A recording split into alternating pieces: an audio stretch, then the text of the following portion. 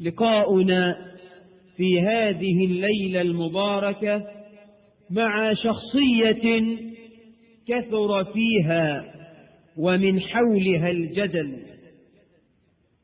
هذه الشخصية لرجل من الناس من مدحه واعتبره من أعظم الشخصيات الإسلامية، لا سيما في عهد الدولة الأموية، بل اعتبروه هو الحافظ لدولة الإسلام من التفكك والتشرذم والفرقة والضياع، واعتبروه هو العامل على وحدة الأمة من التفسخ. ثم هذا الرجل له من العبادة الشيء الكثير، وقد خدم القرآن بالشيء الكثير، وله من الجهاد الشأن الكبير. وفريق آخر من أهل العلم وهم أكثر أهل العلم ذموه، بل ومنهم من قال الشعر في ذمه ووصفوه بأنه ظلوم غشوم سفاك للدماء، بل ووصل الحال بالبعض إلى أن كفره وأخرجه عن دائرة الإسلام. فمن هو يا ترى؟ قال عنه الإمام الذهبي في سير أعلام النبلاء: كان ظلوما غشوما جبارا خبيثا سفاكا للدماء، وكان ذا شجاعة وإقدام ومكر ودهاء وفصاحة وبلاغة وتعظيم للقرآن. شوف الإمام الذهبي منصف إزاي، يقول: ما للرجل وما على الرجل. ثم قال: ونحن نسبه ولا نحبه بل نبغضه في الله، فإن ذلك من أوثق عرى الإيمان. وله حسنات مغمورة في بحر ذنوبه وأمره إلى الله، وله توحيد في الجملة ونذراء من ظلمة الجبابرة والأمراء. يعني الذهبي يقول أن الرجل مسلم، والحق أنه مسلم ظلوم غشوم سفاك للدماء طاغية جبار، لكنه مسلم. الحق أن الرجل مسلم، بل وقدم خدمات جليلة لحفظ القرآن من الضياع، وهو كسائر البشر له وعليه، غير أن الذي عليه أكثر من الذي له، وهو بعد في ذمة الله وتحت مشيئة الله، إن شاء عذبه وإن شاء غفر له. فمن هو يا ترى؟ مين يعني؟ الحجاج ابن يوسف الثقفي.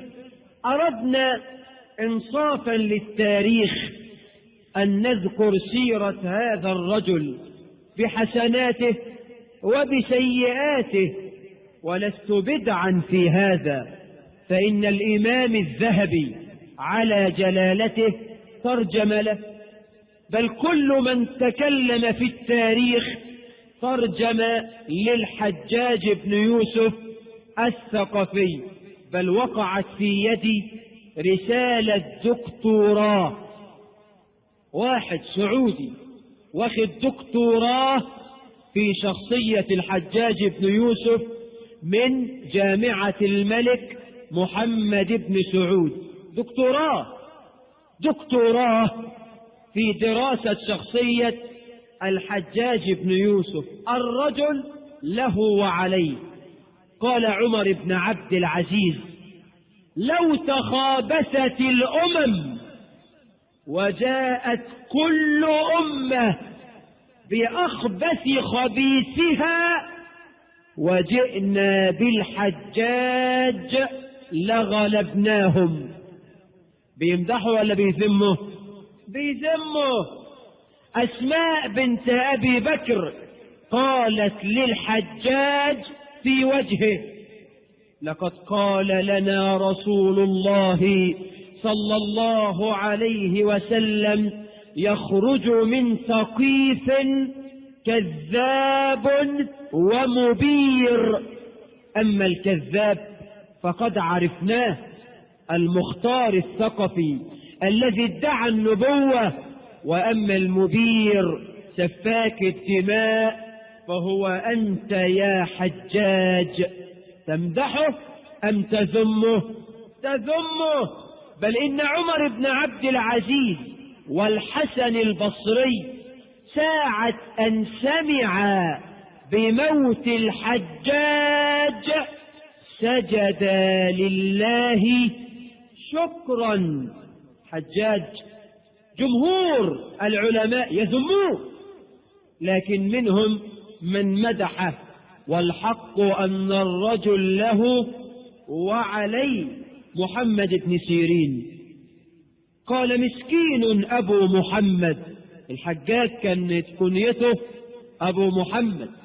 محمد بن سيرين قال: مسكين أبو محمد، إن يعذبه الله فبذنبه، وإن يغفر له فهنيئا، وإن يلقى الله بقلب سليم فهو خير منا.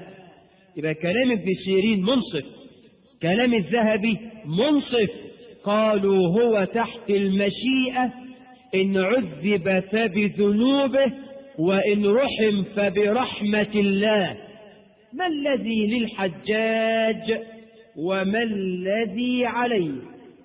بعد موت الحجاج جلس رجل أمام عمر بن عبد العزيز ووقع في الحجاج، فقال عمر: يا هذا، لقد مات الحجاج وهو تحت مشيئة الله، وإن الحجاج قد ظلم، وسوف يأخذ الله منه لمن ظلمهم، وسوف يأخذ له ممن ظلمه، فكف عنه. شوف سيدنا عمر وأدب سيدنا عمر بن عبد العزيز. اللهم احشرنا مع عمر بن عبد العزيز خلف لواء حبيبك ونبيك محمد. لقاؤنا مع أبي محمد الحجاج ابن يوسف ابن الحكم ابن أبي عقيل الثقفي. وأبو محمد كنيته، الحجاج لقبه. أمال اسمه إيه أصلا؟ اسمه كليب. اسمه كليب. الحجاج لقب، والحجاج معناها محطم العظام. سبحان الله، كان له في اسمه نصيب. لكم قطع رؤوس وسفك دماء ومزق لحوم وفتت أعظام. كليب أبو محمد الحجاج ابن يوسف ابن الحكم ابن أبي عقيل الثقفي، يعني من ثقيف، وثقيف من الطائف. والده يوسف ابن الحكم كان معلم للصبيان بالطائف، وله أملاك بمكة، وكان سيد من سادات ثقيف ومن أشرافهم، وقد كانت ثقيف من أكبر القرى في الجزيرة العربية بعد مكة. أعظم قرية في الجزيرة إيه؟ مكة المكرمة، ومن بعدها ثقيف. ثقيف، وليس أدل على هذا من القرآن. الكفار لما أنكروا دعوة النبي قالوا إيه؟ لولا أنزل هذا القرآن على رجل من القريتين عظيم. من القريتين اللي هم ايه؟ مكة أم القرى. طب والقرية العظيمة الثانية في الجزيرة ثقيف. أعظم قرية في الجزيرة قبل الإسلام هي مكة، ومن بعدها ثقيف. طب والرجلين لولا أنزل هذا القرآن على رجل من القريتين عظيم، قصدهم مين؟ قصدهم أبو جهل، ده في مكة. وعروة بن مسعود الثقفي في ثقيف.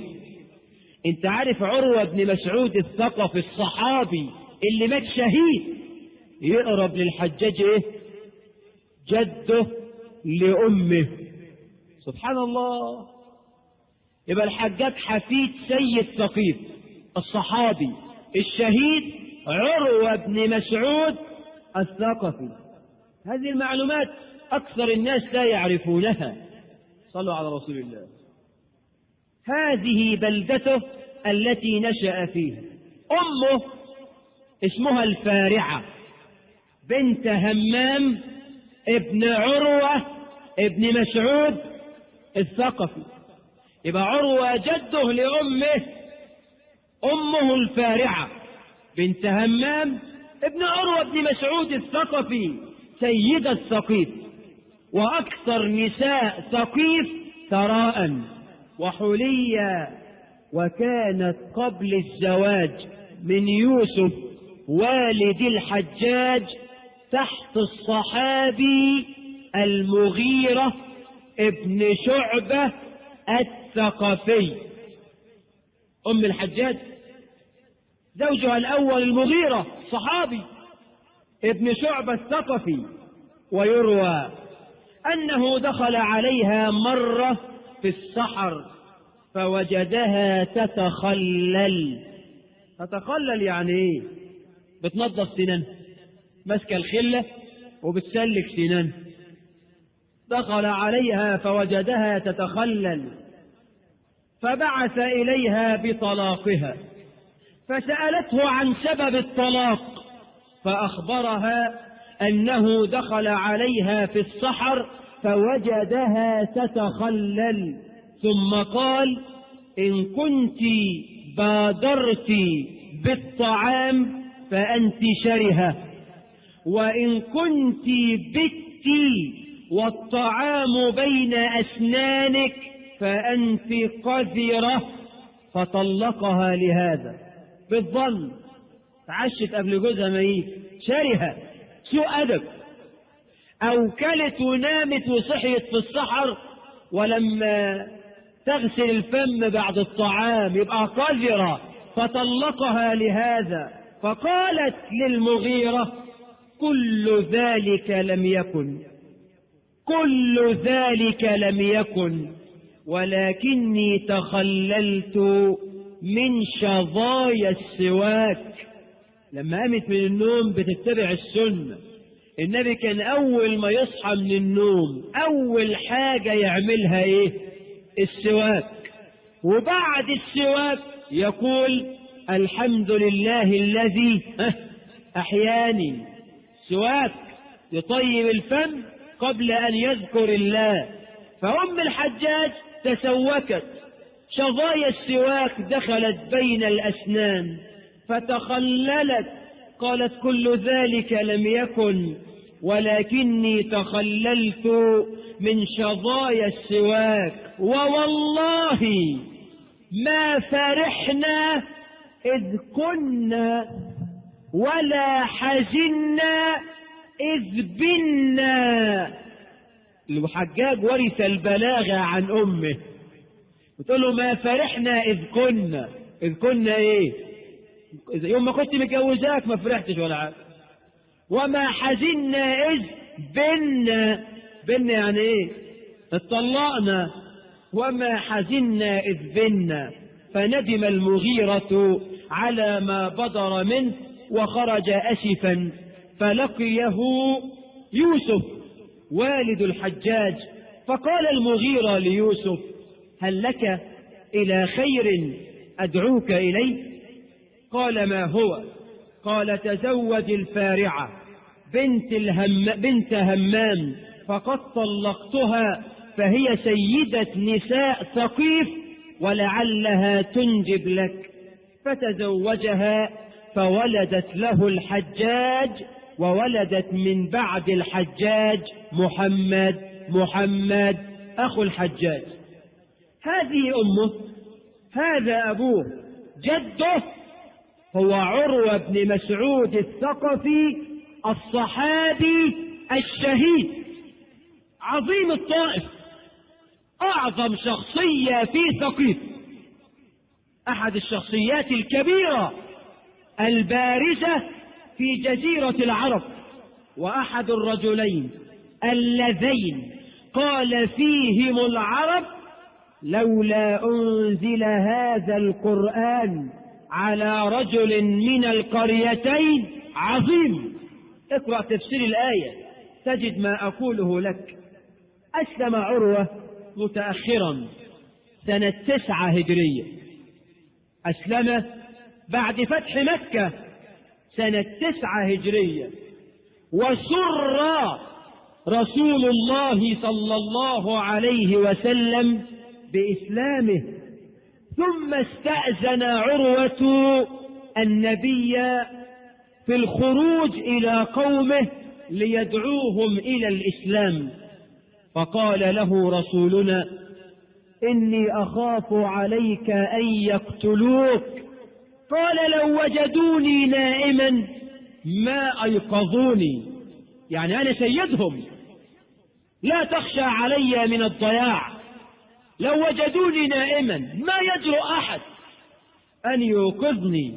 فصار إليهم وأعلن إسلامه ودعاهم فقتلوه، قتلوه. وكادت الطائف كل الطائف أن تحترق بنيران الأخذ بالثأر، حروب كادت أن تنشب، لولا أن عروة قال لأهله اتركوهم لقد تصدقت بدمي على قاتلي. مات شهيدا. فلما علم النبي بهذا قال عروة كصاحب ياسين دعا قومه فقتلوه. مش كده ولا ايه؟ مش صاحب سورة ياسين لما دعاهم قتلوه وهو يموت، لما رأى مكانه في الجنة تمنى لقومه الخير وقال يا ليت قومي يعلمون بما غفر لي ربي وجعلني من المكرمين.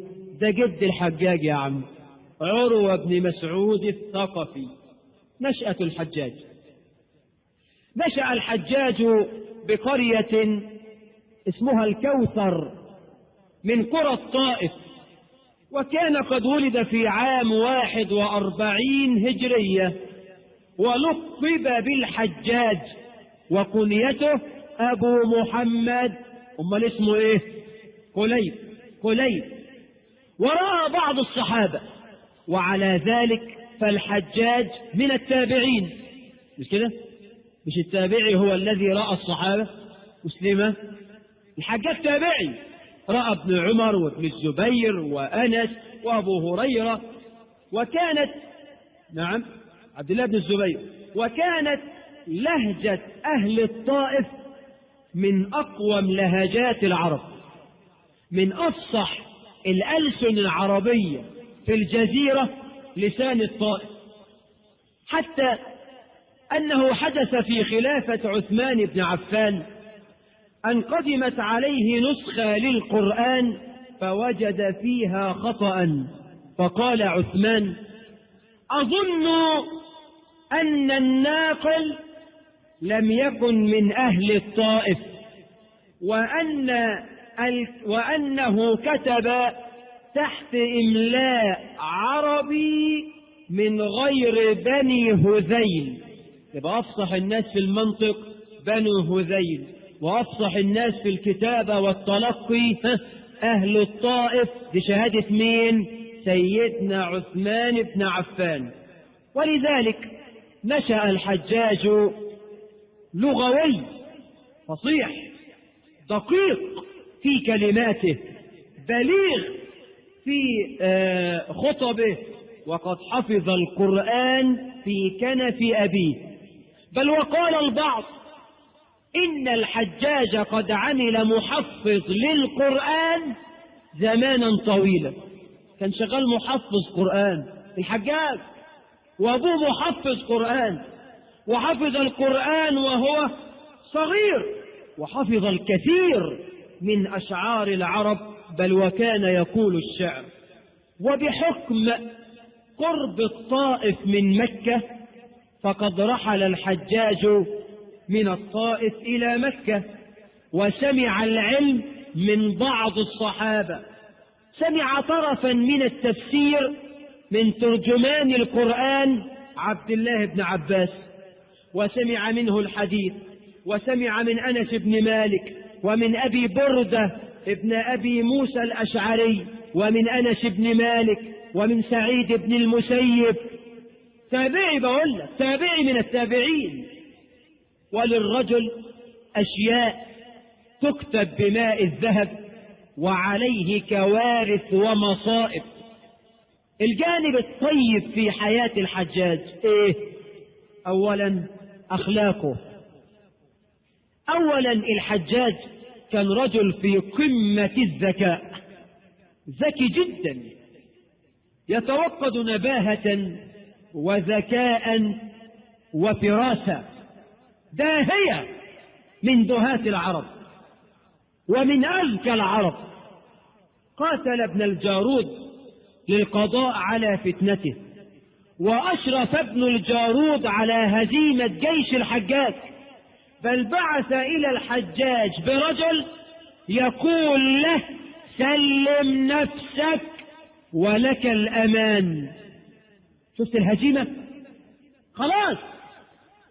فلما خرج رسول ابن الجارود صاح الحجاج في جيشه وقال: ماذا يريدون مني؟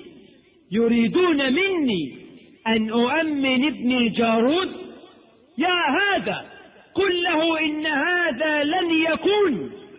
فنشط أصحاب الحجاج وقالوا: أشرفنا على النصر، وتحولت المعركة من الهزيمة إلى النصر بفضل كلمات أشعل بها الروح المعنوية وشد بها على عزائم الجند. دهية مصيبة.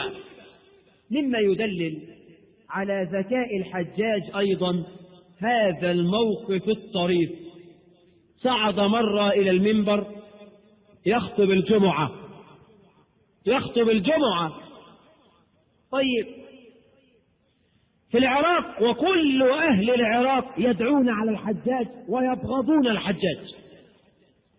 صعد يخطب وهو على المنبر، قبيل أن يشرع في الخطبة انتقض وضوءه.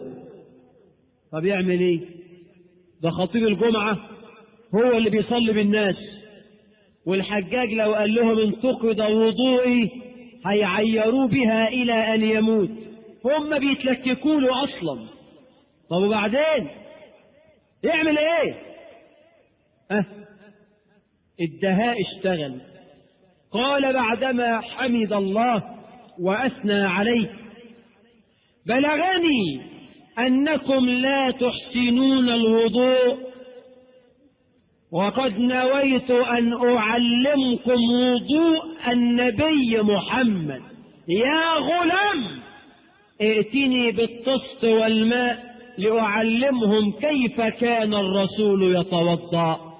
وتوضأ على المنبر. يا ابن الذين، ذكاء، سمي ده ايه؟ ذكاء. وعمل حاجة وعلم الناس، وجائز ان الخطيب يكلم واحد من الناس، وجائز انه يعلم الناس بمسألة عملية. سبحان الله سبحان الله. لما وصل إلى الكوفة ودخل إلى المسجد الكبير الجامع، وقت العراق منطقة فتن وقلاقل وكوارث، الحجاج هو الذي صمد لأهل العراق والوحيد.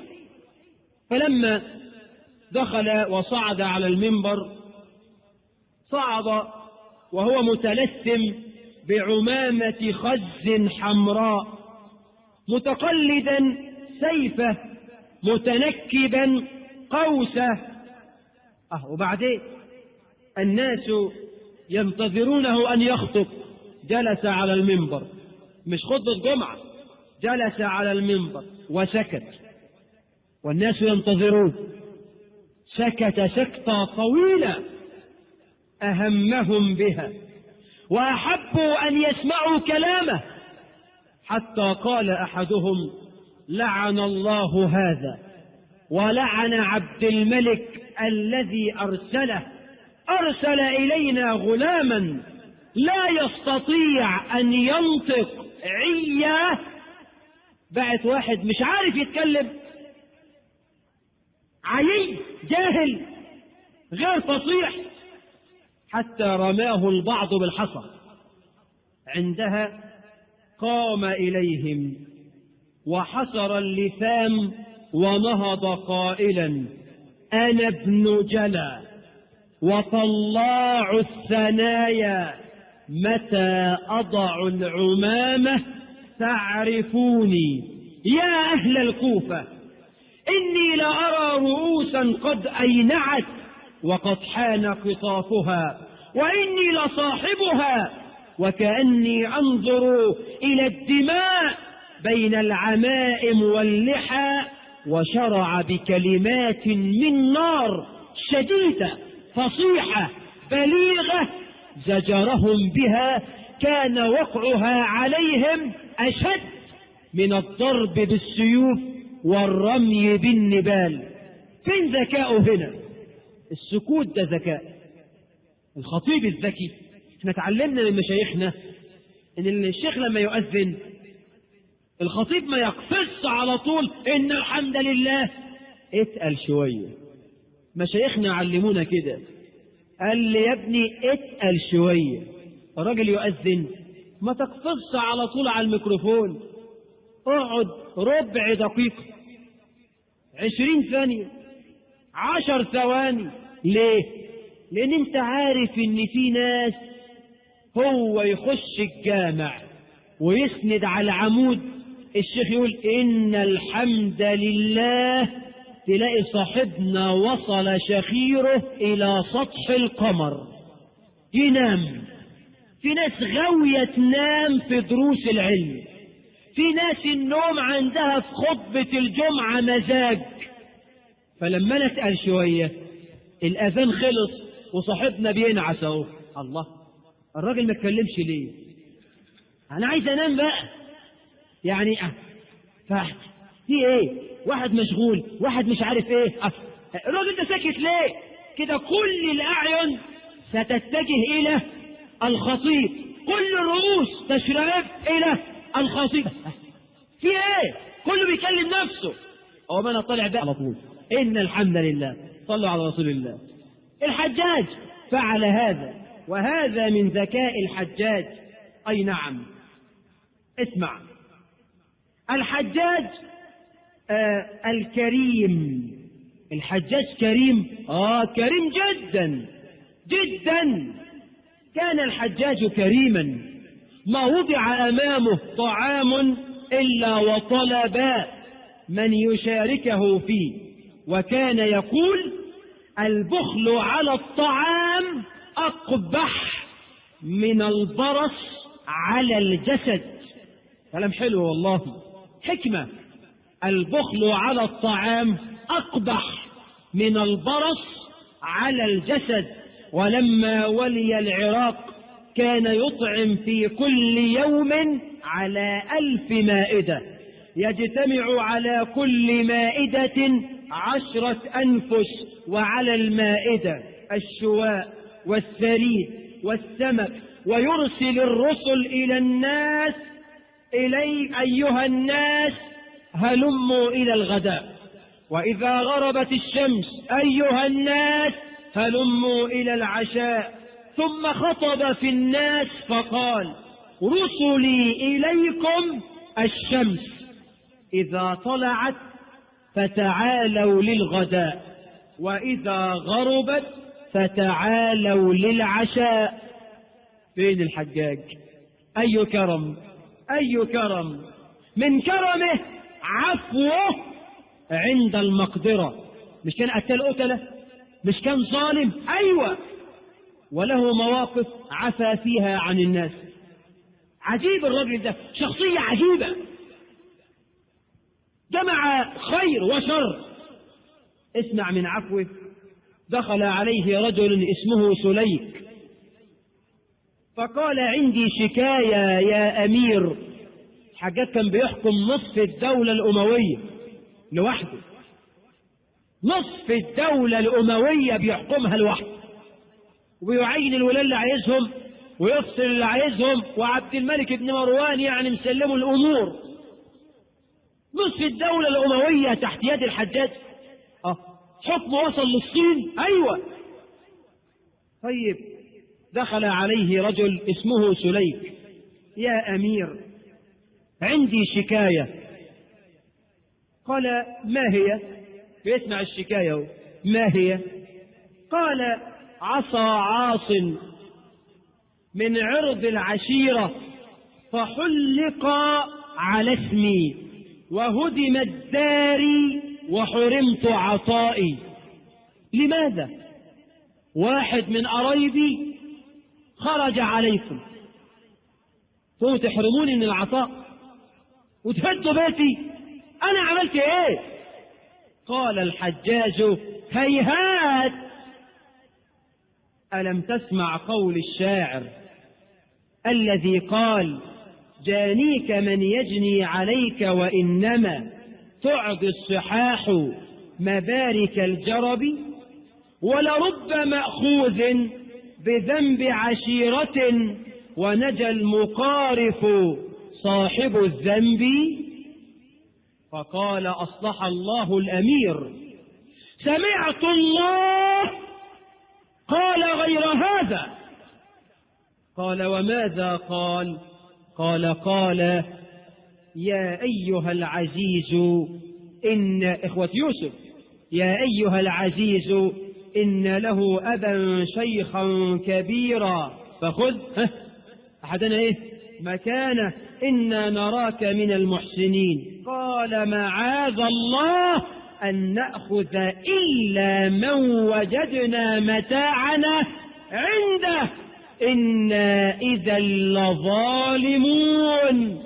قال: صدق الله وكذب الشاعر، ابنوا له داره وردوا عليه عطاءه. كان وقافه عند الآيات وعند القرآن أحيانا. صلى على رسول الله.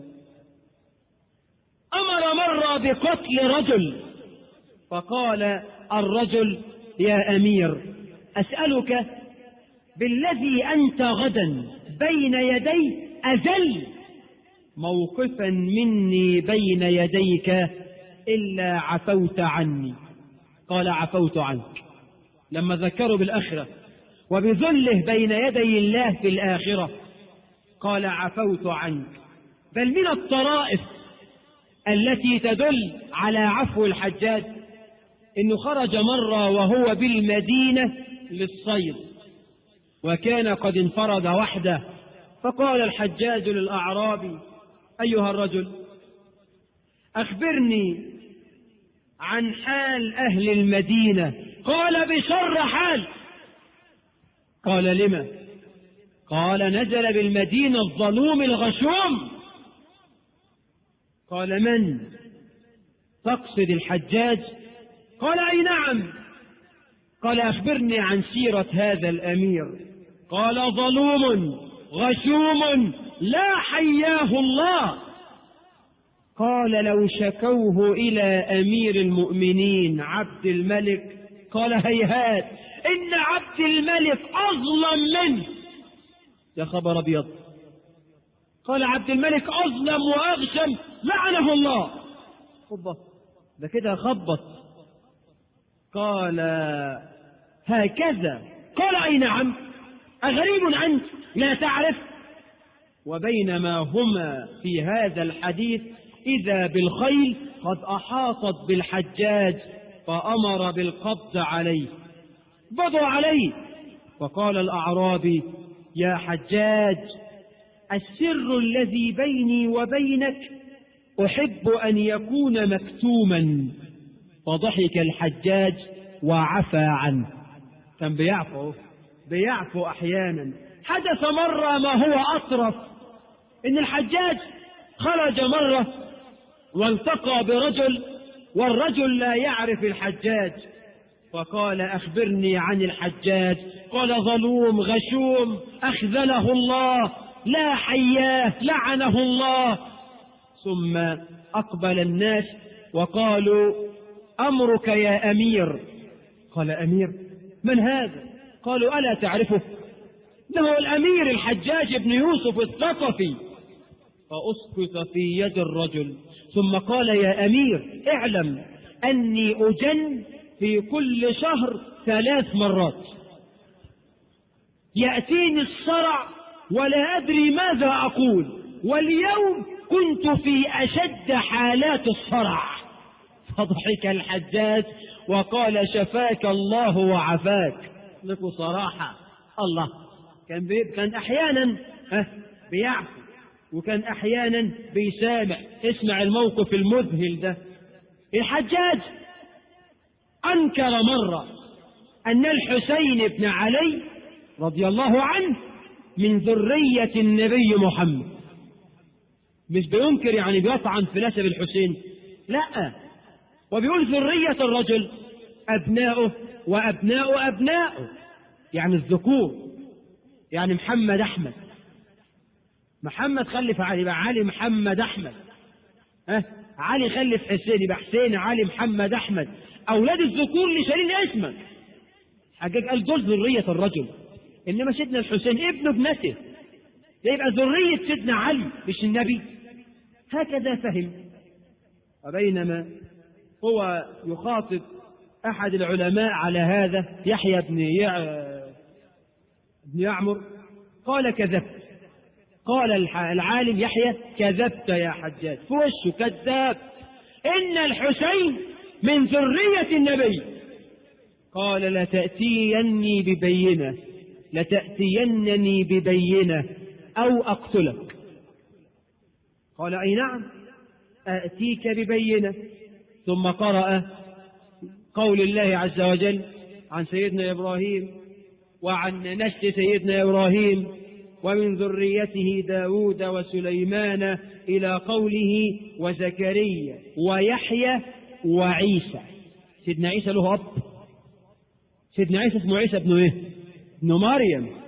ستنا مريم من نسل سيدنا إبراهيم ولا شك، من نسل سيدنا إسحاق ولا شك، وإسحاق ابن إبراهيم. عيسى ابن مريم القرآن قال عنه أنه من ذرية سيدنا إبراهيم. فأقام يحيى الحجة على الحجاج. فقال الحجاج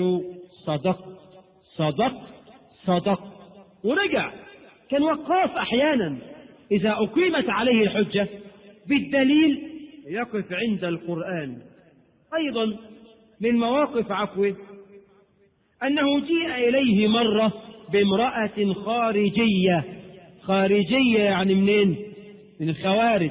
ومن حسنات الحجاج عشان تبقى عارف أنه قضى على الخوارج، كان بيحارب بتوع التكفير.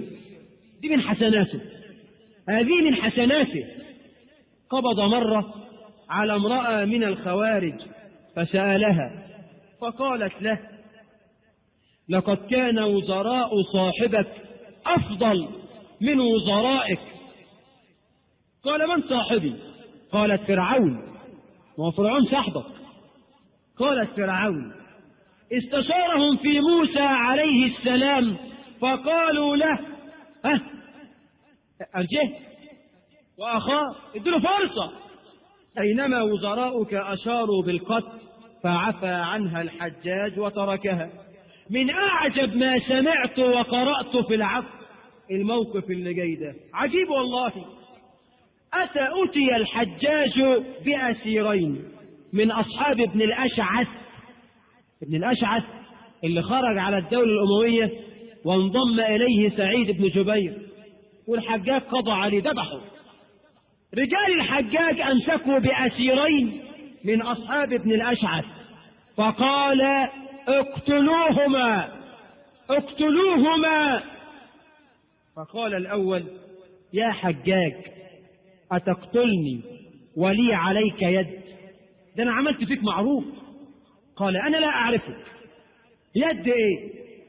قال ذكر ابن الأشعث يوما أمك بسوء فرددت عليه. قال ومن يشهد لك؟ قال صاحبي هذا. قال تشهد؟ قال أقسم بالله على هذا. قال فلماذا لم ترد عليه عندما وقع في أمي كما رد صاحبك؟ قال لأني أكرهك. بكرهك يا أخي، مش ترخمك يا بني آدم، لأني أكرهك. قال أطلقوا سراح الأول لفعله وأطلقوا سراح الثاني لصدقه. الراجل العجيب ده قال له شتم أمك وأنا ما ردتش عشان بكرهك. قال له أنت راجل في موقف الموت وراجل، لو أنت مكانه تعمل إيه؟ تقول له يا ده أنا كنت أذبح الأشعث عشان خاطرك. والله العظيم. وهو قلت لي وانا مكره ومش عارف ايه. وده يجوز عشان تبقى عارف الا من اكره وقلبه ايه مطمئن بالايمان. لكن راجل قال له عشان بكرهك.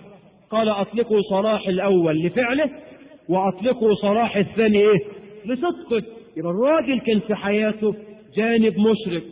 الحسن البصري سمع ان الحجاج بنى قصرا له بواسط، قصر عجيب، ودعا الناس لينظروا. فوصل الحسن ورأى القصر والناس يعجبون. فقال الحسن بعدما وقف فيهم خطيبا أبلغوه أن فرعون بنى أعظم مما بنى وأن الله أخذ فرعون وأبقى ما بنى. وقال كلام عنيف. أم واحد من الناس جذب الحسن من طرف ثوبه، يعني يقولوا لم الدور هتروح في داهية، شده كده من تحت. قال اسكت، إن الله أخذ العهد على العلماء أن لا يكتموا العلم وأن يبينوا للناس. فبلغت كلمات الحسن الحجاج، عرف فدعا رجاله وقال عبد من عبيد البصرة. مصر الحسن أصلا ما كانش حر، عبد من عبيد البصرة يقول في ما شاء ولا تقطفوا رأسه. ابعثوا للحسن هذا ائتوني به. فبعثوا له وأمر السياف أن يشحذ السيف ويعد النطع الجلد اللي بينفذوا عليه حكم الإعدام. وجاء الحسن، حجاج على كرسيه جالس والحسن على باب الحجاج. فلما هم بالدخول حرك الحسن شفتيه. فلما وقعت عين الناس على الحجاج على الحسن أشفقوا عليه، هيموت الرجل العالم الطيب، هيموت.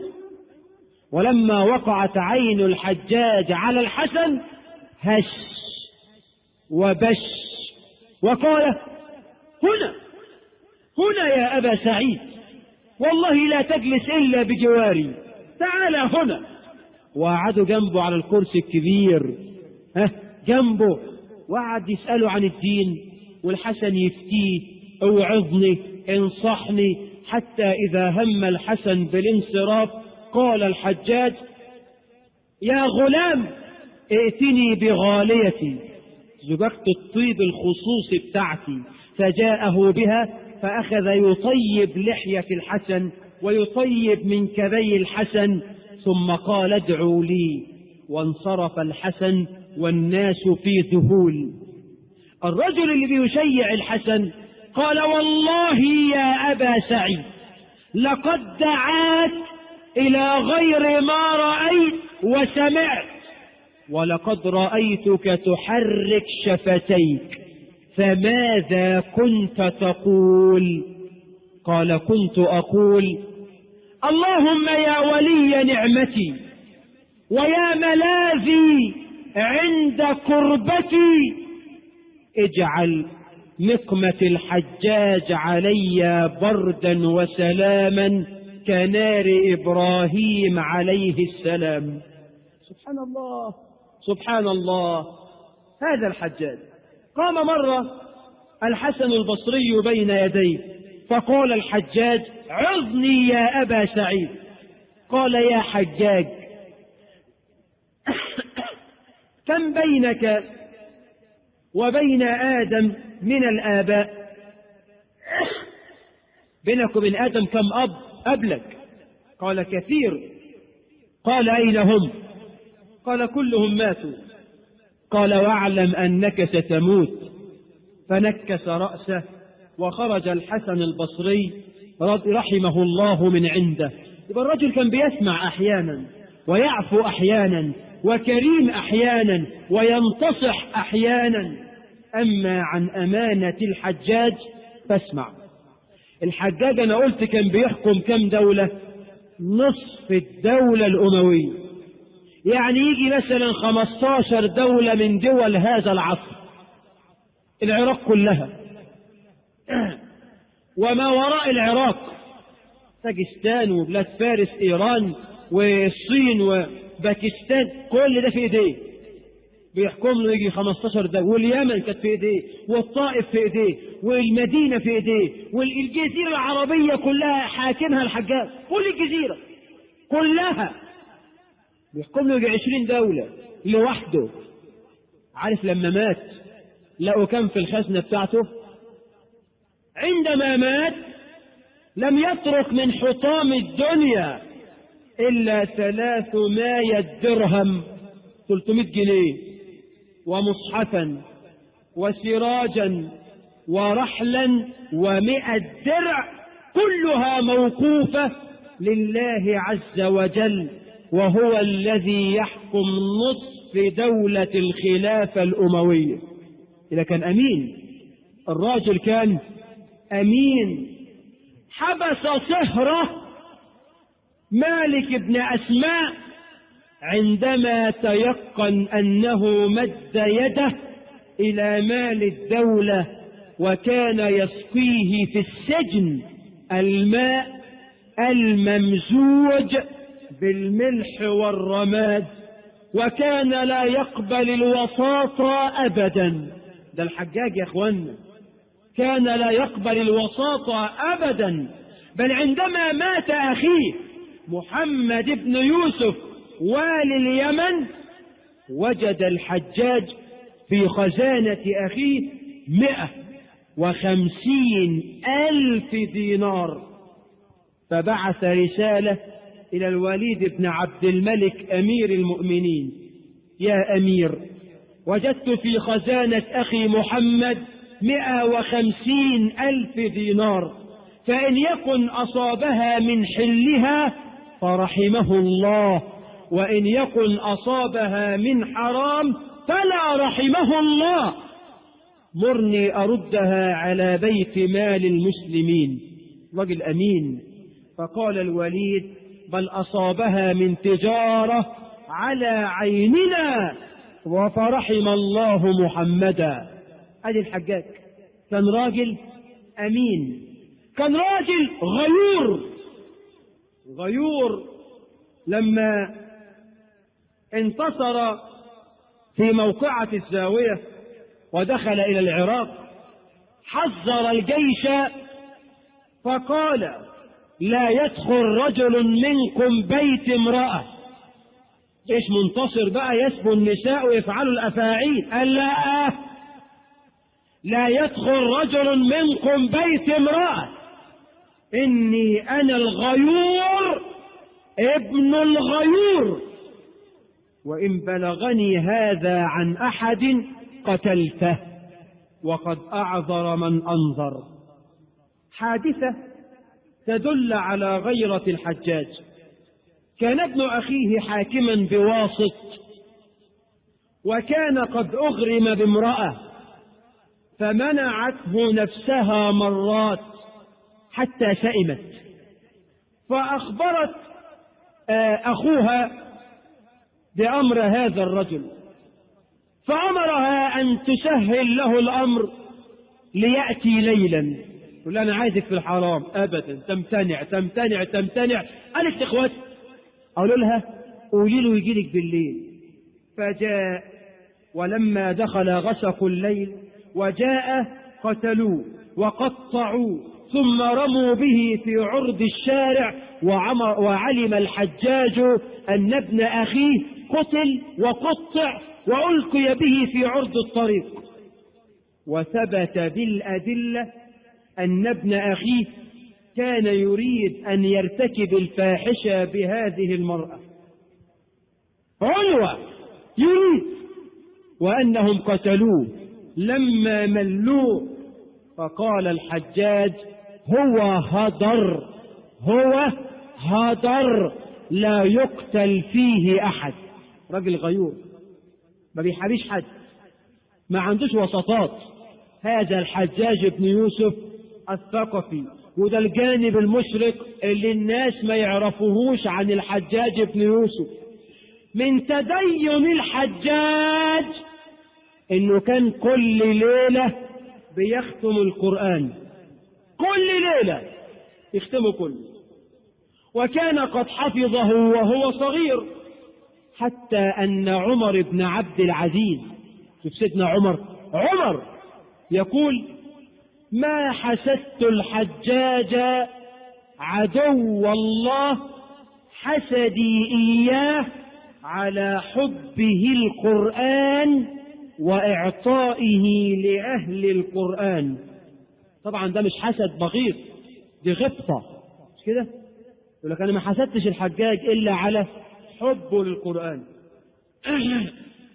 وإعطاؤه وتكريمه لأهل القرآن. خدم القرآن الحجاج. مشى مرة فسمع رجلا يقرأ القرآن ويلحن فيه لحن جلي، بيغلط.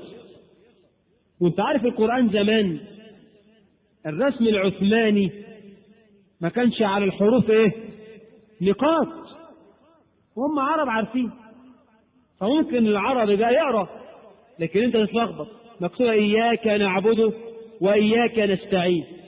نستعين مش على نقط خالص، تتقرأ ازاي؟ ممكن تقول لك الله، ممكن تبقى دي ب أو ت، والسين دي شين، واللي يهدي الثانية بتاعت عين تبقى ت. العرب كانوا فاهمين وحافظين أصلا إن نحن عرب على ما تفرج، انت عارف، عرب على ما تفرج. فكانت خربت، كان القرآن النهاردة بالرسم العثماني ومنقوط وعليه علامات الوقف وعلامات الوصل والتشكيل والمد مش عارف ايه وايه وايه، وبرضه بنقرا غلط. صح؟ صلوا على رسول الله. فسمع رجلا يلحن في القرآن لحنا جليا، فأمر أبا الأسود الدؤلي أن يعمل على تشكيل المصحف وأن يضع النقاط على الحروف، ولم يكن ذلك من قبل ذلك، ولعل هذا أهم عمل إيماني عمله الحجاج في حياته، بل وقد كان خطيبا مفوها. تخيل الحجاج كان أحيانا يخطب ويعيط، سفاك التالي القتلة ده كان أحيانا يخطب في الناس ويعيط، لكم خطب وبكى وأبكى. سيد الواعظين في زمان التابعين مين؟ الحسن البصري، صح؟ حسن ده لما يخطب يبكي الحجارة. سيد الواعظين يقول: لقد وقظتني كلمة سمعتها من الحجاج. خطب أثر في هزني الله، وكان لا يشرب الخمر أبدا. ده الحجاج يا أخوان.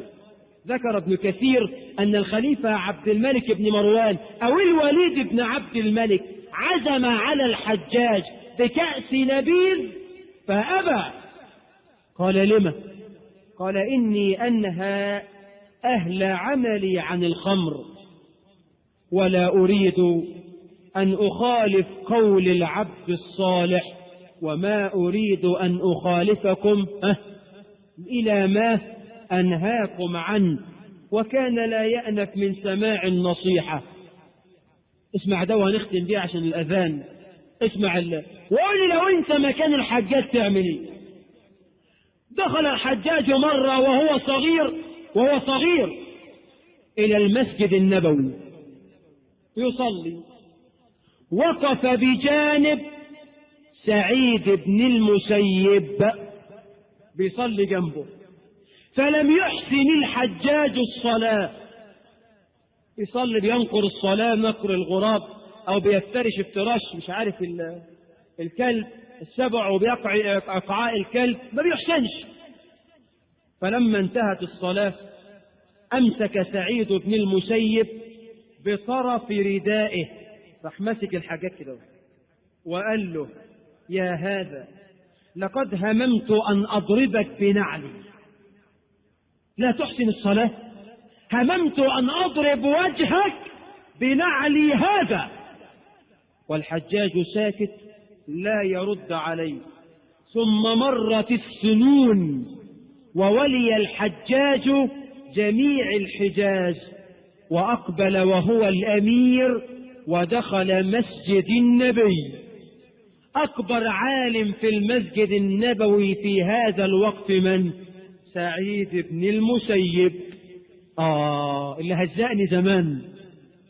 فدخل الحسن وجلس بين يديه جلسة التلميذ. ولما فرغ سعيد من مجلسه ذكره الحجاج بالذي كان: أولم تفعل فيه من سنين كذا وكذا؟ قال: بلى. أن؟ قال: أنا. قال سعيد: أذكر هذا. نعم فعلت. خوفني ولا إيه؟ أيوة عملت كده.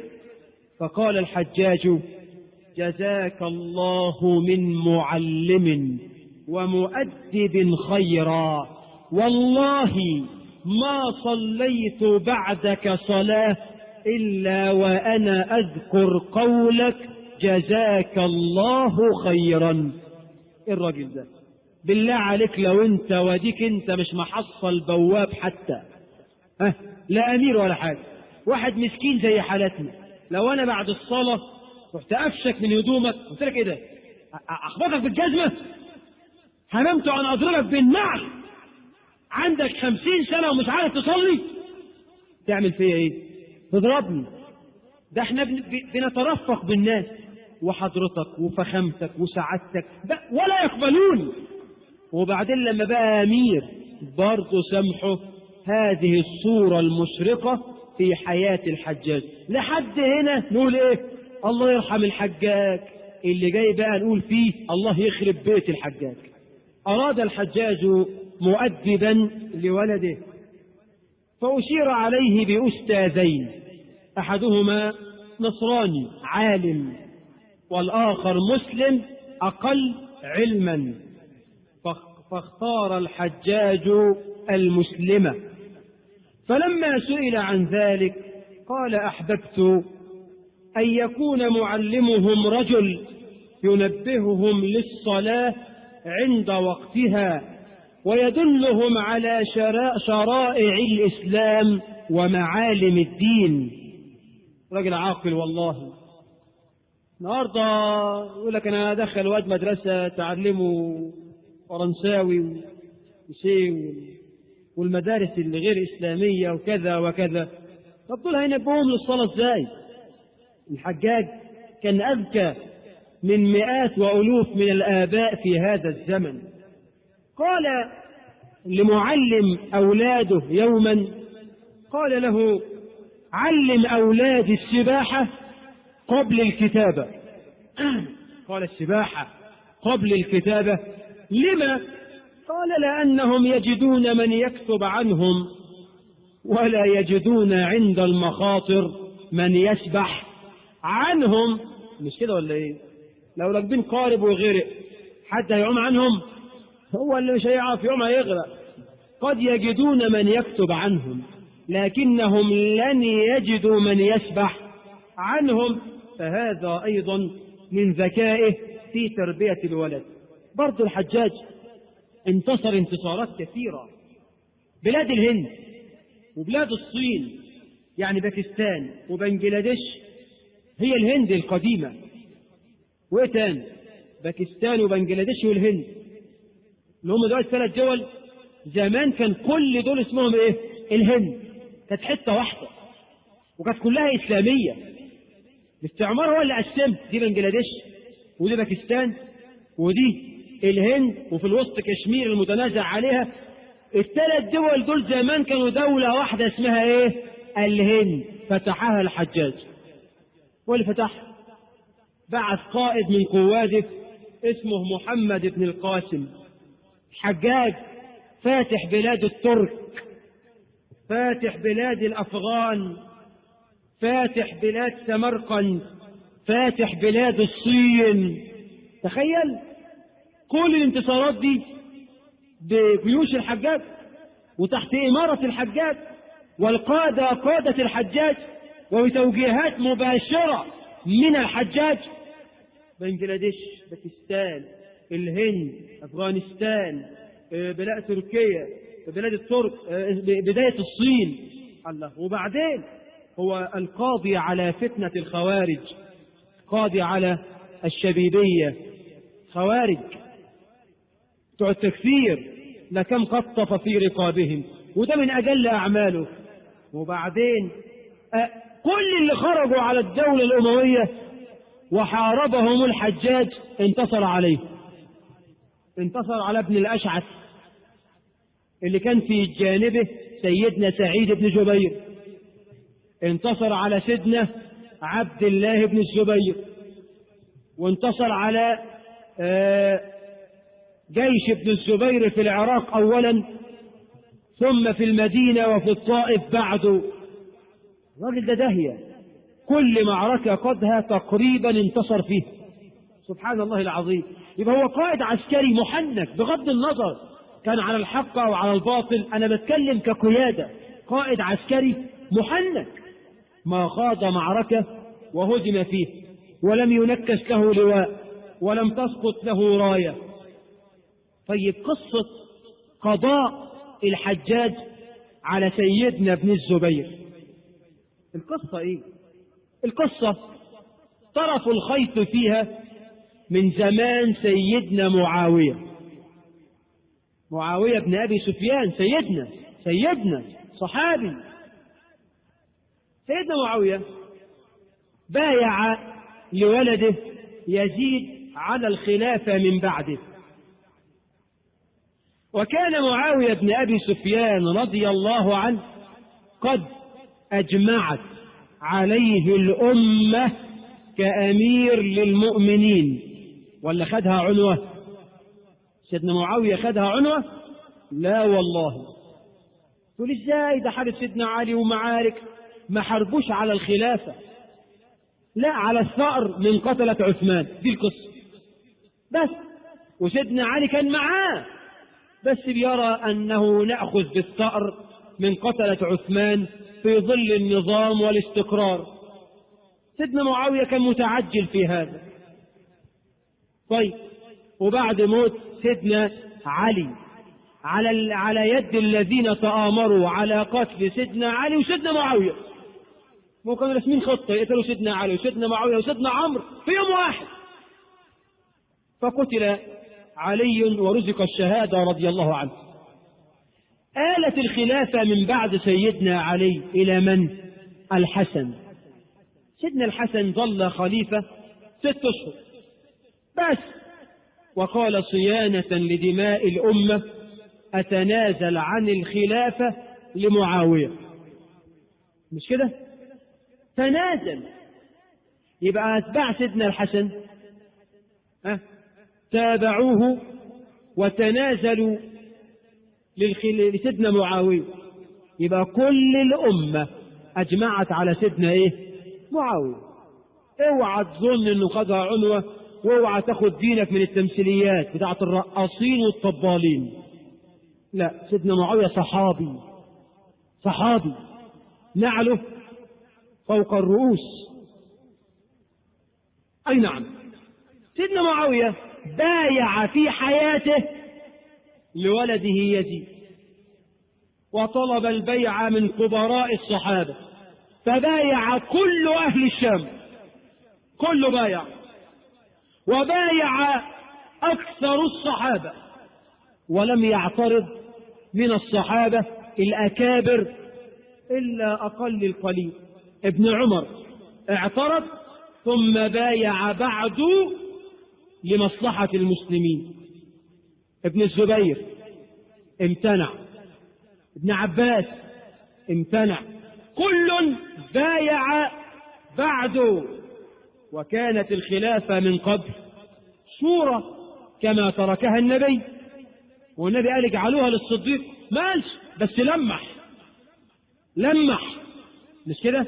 لما خلاه يصلي مكانه بالناس، ولما قال أمن الناس علي أبو بكر، ولما قال لكل اللي له باب على المسجد يقفلوا إلا لمح، لكن ما جزمش، تركها شورى. سيدنا أبو بكر عين في حياته إنسان من بعده. عين مين؟ سيدنا عمر، عينه بالاسم كده. الله، يبقى سيدنا عمر جعلها في 6. يبقى سيدنا معاوية ما جابش يعني جريمة ولا حاجة لما عين واحد وأجمعت الأمة عليه. وعموما سواء سيدنا معاوية أخطأ أم أصاب، فقد بايعت الأمة ليزيد، ولم يشد إلا بعض الأكابر من الصحابة. وإما لا شك فيه إن يزيد دون الصحابة في الفضل، بل ذكر أنه كان يعني مغموس في بلايا ومنكرات. لكن القصة إنه بايع في حياته والأمة أجمعت على هذا، خلاص. الشاهد لما حدثت الفتنة وقتل سيدنا الحسين، ولم يأمر يزيد أصلا بقتل الحسين، مش دفاع عن يزيد أبدا، لكن لما تقرأ في كتب التاريخ، تقرأ للأئمة، تجد أن يزيد ما أمر بقتل سيدنا الحسين. كل اللي أمر به أن تأخذ البيعة منه عنوة.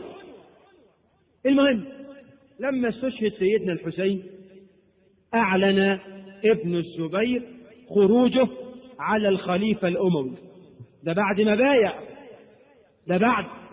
ما بايع ليزيد. دارت الفتنة، استشهد الحسين، حزنت الأمة. ابن الزبير خرج على يزيد وبايعه أهل مكة. ومما لا شك فيه أن ابن الزبير أفضل من ملء الأرض من أمثال يزيد بن معاوية. ابن الزبير صحابي في عداد صغار الصحابة، قال عنه الذهبي هو من صغار الصحابة ولكنه كبير في العلم والعبادة والجهاد، لا شك في هذا. دي القصة أنا بأخصها بمنتهى الأمانة. بايع أهل مكة والمدينة لسيدنا عبد الله بن الزبير، ووصل نفوذه لليمن والطائف، تقريبا الجزيرة كلها في يديه، والعراق صارت في يده، ومصر صارت في يده، وخراسان صارت في يده، وبقى ملك بني أمية متقوقع في بلاد الشام بس، الشام فقط.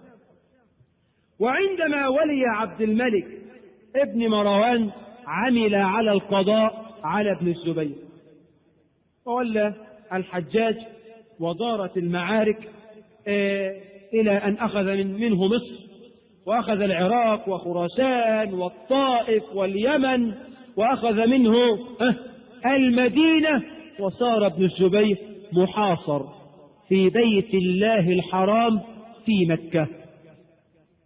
ابن الزبير الحجاج نصب المنجانيق على أعالي الجبال المحيطة بمكة، منجانيق آلة عظيمة من الخشب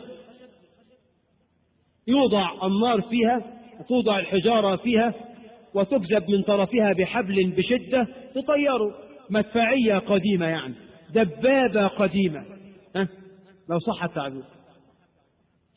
فوضع رايات بيضاء على أطراف الجبال، وصاح رجاله يا أهل مكة هذه الرايات البيضاء دعاة النفوس. خرجوا، حتى أولاد عبد الله بن الزبير خرجوا، بعض أولاده سابوه خرجوا. وبعدين اللي يخرج يبايع لعبد الملك ولا يمسه الحجاج بسوء. ولم يلبث في مكة إلا القلة مع ابن الزبير، منهم طبعا أمه أسماء بنت أبي بكر وبعض أولاده، ولده حمزة كان معه. المهم بدأ الحجاج يرمي مكة بالمنجنيق، الناس لقوا كتل نار تسقط عليه وحجارة. تخيل حي زي ده تلاقي كتل نار، السماء مشتعلة نار، كتل نار تسقط على البيوت وكتل من الحجارة تسقط على البيوت، فهدم البيوت وقتل الناس وشدد الحصار عليهم، فقلت المؤن ومات من مات جوعا. مما لا شك فيه أنه بين كل رمي ورمي كل يومين من أراد الأمان فليخرج، بيخلخل الصف، تخرج جماعة إليه، والعدد بتاع جيش ابن الزبير يحصل له ينحس ويقل. استعصم ابن الزبير بالمسجد الحرام، فرمى الحجاج بيت الله الحرام بالحجارة وبالمنجنيق، وهدم بعض جدران المسجد، ثم أخيرا دخل إلى مكة ومات ابن الزبير وسيفه في يده. ابن الزبير ذهب لكي يودع الأم أسماء وقال يا أم لقد أعطوني من الدنيا ما أحب، يعني لو رضيت وبايعت لعبد الملك سيعطوني من الدنيا ما أحب. قالت ويلك يا ابن الزبير أكنت تقاتل من أجل الدنيا هلكت وأهلكت نفسك. قال لا يا أماه، ولكن بلغني أنه إذا ظفر بي سيصلبني على الكعبة. قالت بني هل يضر الشاة سلخها من بعد ذبحها؟ قال والله يا أم لقد عزمت على هذا، ولكن أحببت أن أسمع منك ليحسن عزائك فيه. وخرج، هو خارج قامت تحتضنه فوجدت على منكبه درع، قالت أو هذه هيئة من يريد الشهادة؟ فنزع الدرع وخرج يقاتل بسيفه، خرج يقاتل وردهم كثيرا. كلما حاول جيش الحجاج أن يدخل سيدنا ابن الزبير بكتيبة صغيرة يرد الجيش العرمرم، كان مقاتل شديد، حتى رماه واحد من جيش الحجاج بحجر فوقع في رأسه، ودخل في شعب يتداوى ويضمد الجرح. فرأته إحدى الجواري فقالت وأمير المؤمنين، ففطنوا له فنزلوا عليه بالسيوف فقتلوه، فصلوا الرأس عن الجسد وبعثوا بها إلى الشام، ثم صلبوه عند الكعبة، وظل على هذا 3 أيام. وقال ابعثوا لأسماء لو جاءت إلي ورجتني أن أنزلت. قالت لا والله. فلما ذهب هو إليها. قالت: يا حجاج، لقد قال الرسول صلى الله عليه وسلم: سيخرج من ثقيف كذاب ومبير، أما الكذاب فهو المختار قد عرفناه، وأما المبير سفاك الدماء فهو أنت. قال: حنانيك يا أماه. قالت: لست لك بأم، إنما أنا أم هذا المصلوب.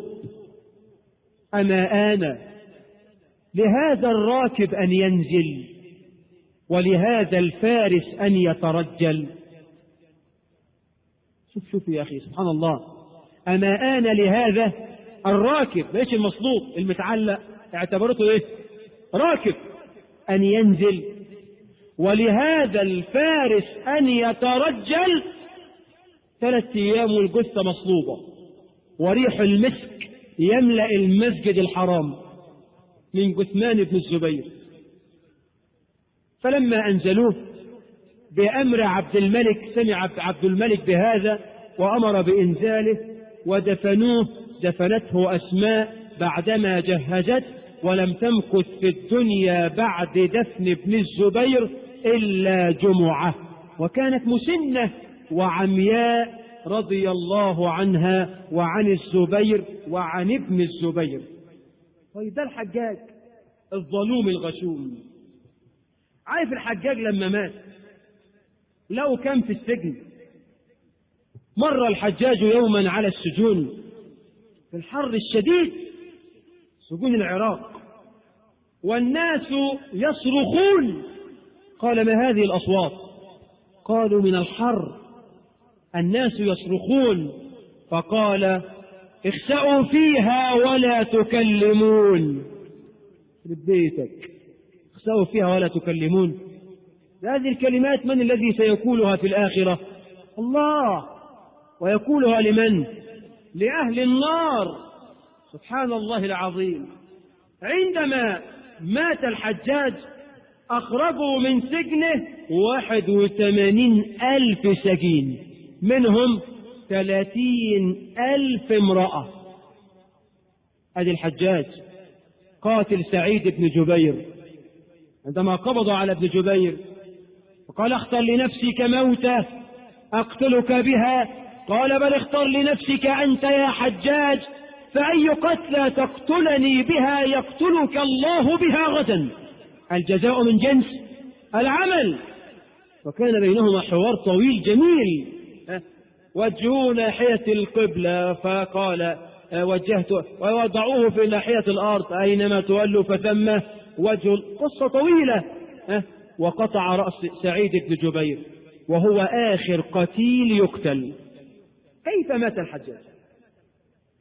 مرض الحجاج بمرض يسميه علماء العصر النهاردة، ربنا يعافينا وإياكم، سرطان المعدة. وحينما أحس باشتداد المرض بعث إلى طبيبه الفارسي تيذوق. ومكث الطبيب يشرف على علاج الحجاج فترة، ولكن الله لم يشأ له الشفاء.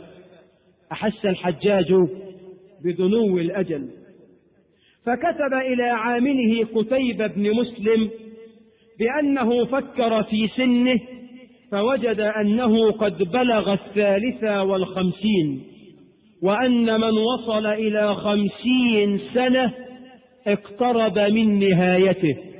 صح، والنبي قال: أعمار أمتي ما بين 60 و70. فأنت بقيت في 50. استعد بقى يا حاج. تقول لي ازاي؟ ده أنا جدي عاش 90 سنة. جدك ده شذ عن القاعدة. عندك كم واحد في العيلة عاش 90 سنة؟ عندكم كم واحد في الشارع عاش 80 سنة؟ نتكلم عن المتوسط العام. أعمار أمتي ما بين 60 و70. الله قال: أنا قربت. ثم بعث برسالة إلى الوليد بن عبد الملك أمير المؤمنين. قال له فيها إيه؟ شوف الكلام يا أخي.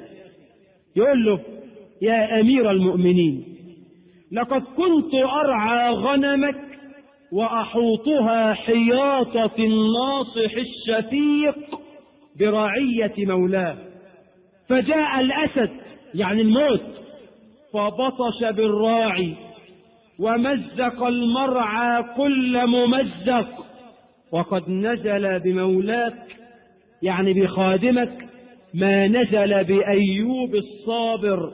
وأرجو أن يكون الجبار أراد بعبده غفرانا لخطاياه وتكفيرا لما حمل من ذنوبه. بقول أنا أرجو أن المرض ده يكون كفارة للذنوب. يعني مع المرض كان الحجاج عنده إيه؟ صابر أهو صابر ويرجو منه الأجر. وقبيل أن يموت دخل عليه أبو المنذر يعلى ابن مخلد المجاشعي، دخل عليه. وانت عارف الحجاج بعد ما ذبح سيدنا سعيد بن جبير ما عش شهر، وسيدنا سعيد دعا عليه اللهم لا تجعله يقتل أحدا بعدي، والنبي قال اتقوا دعوة المظلوم.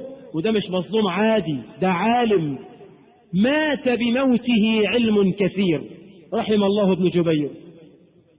دخل عليه أبو المنذر قال كيف ترى ما بك يا حجاج من غمرات الموت وسكراته؟ قال غما شديدا وجهدا جهيدا وألما مضضا وسفرا طويلا وزادا قليلا، فويلي وويل أمي إن لم يرحمني الجبار. قال يعلى يا حجاج إنما يرحم الله من عباده الرحماء الكرماء أولي الرحمة والرأفة والتحنن والتعطف على خلقه. أشهد أنك قرين فرعون وهامان لسوء سيرتك، وليس لهذا الرجل أن يقول هذا، فالرجل مسلم وهو تحت مشيئة الله، إن شاء عذبه وإن شاء غفر له، لكن هذا الذي كان. ثم قال للحجاج قتلت صالح الناس فأفنيتهم وأبرت عترة التابعين فبترتهم. أصل استباح المدينة 3 أيام، تخيل الحجاج استباح مدينة النبي 3 أيام وموت بعض الصحابة والتابعين. قال له وأبرت عترة التابعين فبترتهم وأطعت المخلوق في معصية الخالق وهرقت الدماء وهتكت الأسطار، فلا الدين أبقيت ولا الدنيا أدركت. أعززت بني مروان وأذللت نفسك وعمرت دورهم وخربت دارك، فاليوم لا ينجونك ولا يغيثونك، ولقد كنت لهذه الأمة اهتماما واغتماما وعناء وبلاء. الحمد لله الذي أراحها بموتك وأعطاها مناها بخزيك. كلام شديد. أسكت الحجاج وتنفس الصعداء وخنقته العبرة، ثم رفع رأسه ونظر إليه وأنشأ يقول ربي إن العباد قد أيأسوني ورجائي لك الغداة عظيم، اللهم اغفر لي فإن الناس يزعمون أنك لا تفعل، اللهم اغفر لي فإنهم يزعمون أنك لا تفعل، اللهم اغفر لي فإنهم يزعمون أنك لا تفعل. وأخذ يكررها حتى مات، ومات في 25 من رمضان في سنة 95 هجرية عن عمر وصل إلى 53 ودفن بواسط بالعراق، وأخفوا قبره عن الناس، اللي ليه أعداء كتير هينبشوا قبره، هيقطعوه، فأخفوا القبر. وعندما مات حزن الوليد بن عبد الملك جدا، وجلس لتلقي العزاء، وما لبث بعده في الدنيا سوى 8 أشهر ومات. ومن الناس من حزن لموت الحجاج زي الوليد بن عبد الملك، ومن الناس من فرح جدا لموت الحجاج، وده أكثر حال الأمة. عمر بن عبد العزيز قالوا له الحجاج مات، قال الله سجد لله، سجد شكرا لله. الحسن البصري سجد شكرا لله. إبراهيم النخعي بكى من شدة الفرح. ومات الرجل وما في بيته سوى 300 درهم ومصحفا وسراجا ورحلا و100 درع موقوفة لله عز وجل. وبعد موته وموت الوليد وتولى سليمان بن عبد الملك، فأطلق من سجون الحجاج 81,000 مسلم، فيهم 30,000 امرأة.